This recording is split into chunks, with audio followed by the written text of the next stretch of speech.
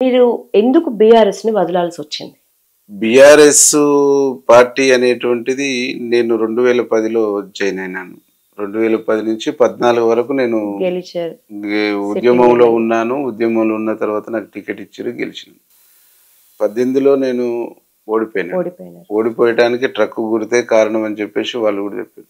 నేను ఓడిపోయిన మరుక్షణమే అవతల ఉండేటువంటి వ్యక్తిని జాయిన్ చేసుకున్నాను. సరే, పార్టీ అవసరాలు వాళ్ళ అవసరాలు జాయిన్ చేసుకోవటంలో కూడా నాకేం భిన్నాభిప్రాయం లేదు.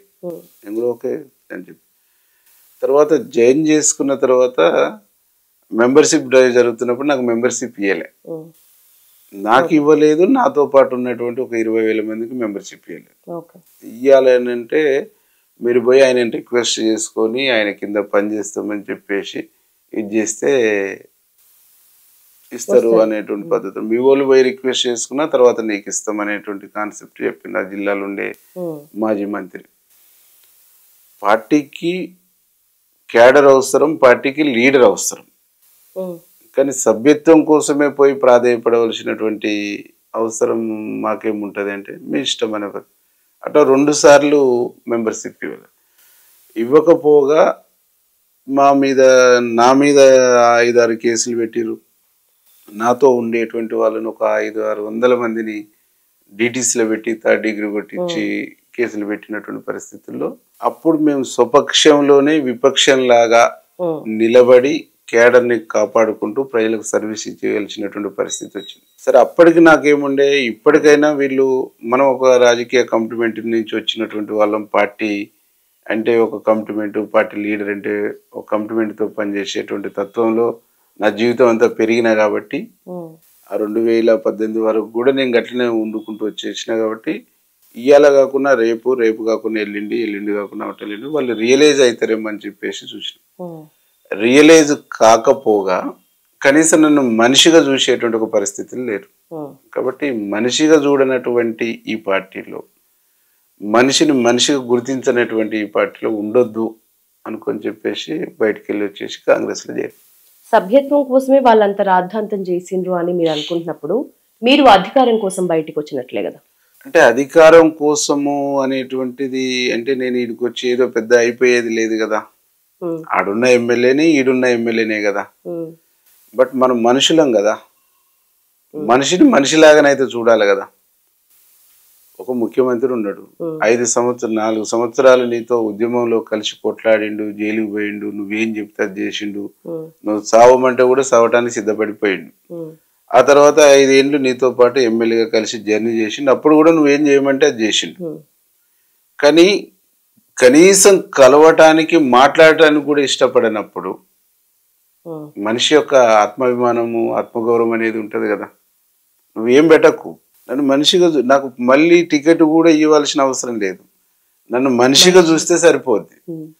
మనిషిగా చూడనటువంటి సమాజమే ఉండొద్దు అనుకుంటున్నటువంటి వాళ్ళము, మనిషిగా చూడనటువంటి వ్యవస్థనే ఉండొద్దు అనుకుంటున్నటువంటి వాళ్ళము, అసమానతలు ఉండేటువంటి వ్యవస్థనే వద్దనుకొని త్యాగం చేయటానికి పోయినటువంటి వాళ్ళము. కనీసం మనిషిగా చూడకపోగా నాతో క్లోజ్గా ఉన్నందుకు, నాతో ర్యాలీ అవుతున్నందుకే నువ్వు డిటిసిలో పెట్టి 3rd డిగ్రీ కొడుతున్నప్పుడు నీ స్వభావాన్ని ఏమనుకోవాలి, ఈ స్వభావాన్ని ఎట్లా చూడాలి? చలో, ఈ స్వభావాన్ని, ఈ యొక్క విధానాన్ని బ్రేక్ చేయాలంటే వీళ్ళని ఇంట్లో కూర్చోబెట్టాలి, వీళ్ళని ఓడగొట్టాలి. ఓడగొట్టాలని అంటే కరెక్ట్ వేదిక కాంగ్రెస్ పార్టీనే అనేటువంటిది ఆ లైన్ తీసుకొని నేను కాంగ్రెస్ పార్టీలోకి వచ్చాను. ఎన్నేళ్ల పరిచయం మీకు?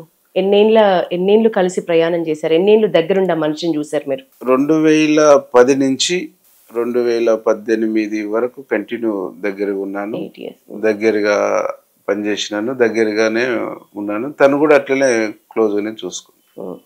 గ్యాప్ పెంచింది, గ్యాప్ ఏర్పాటు చేసింది, పాయింట్అవుట్ చేసింది అంటే మా జిల్లా మంత్రి, మా జిల్లాలో ఉండేటువంటి నాయకత్వం.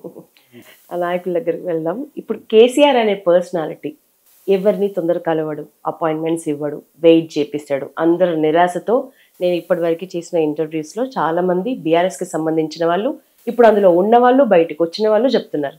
మీరు ఎట్లాంటి ఇబ్బందులు ఫేస్ చేసినారు? ఇబ్బంది అయితేనే బీఆర్ఎస్ నుంచి బయటకు వచ్చినారు. తను సంబంధించినటువంటి కలిస్తే ప్రేమ, ఆప్యాయతలు అనేటువంటిది ఎప్పుడూ ఉండేది.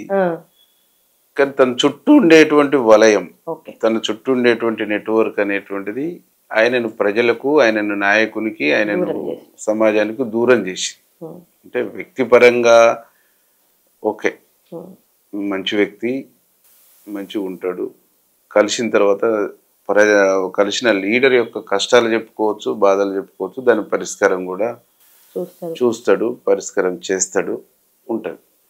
కానీ చుట్టూ ఏర్పడ్డటువంటి వలయము తను ఒక విలన్ చేసింది, తను ఒక విలన్ లాగా చేసేసి అందరికీ దూరం చేసి అందరూ తనను వ్యతిరేకించేటువంటి ఒక సిస్టంలోకి తీసుకొచ్చి, అపర మేధావి, వేల సంఖ్యలో బుక్స్ చదివిన అతనికి ఈ మాత్రం అర్థం కాలేదా?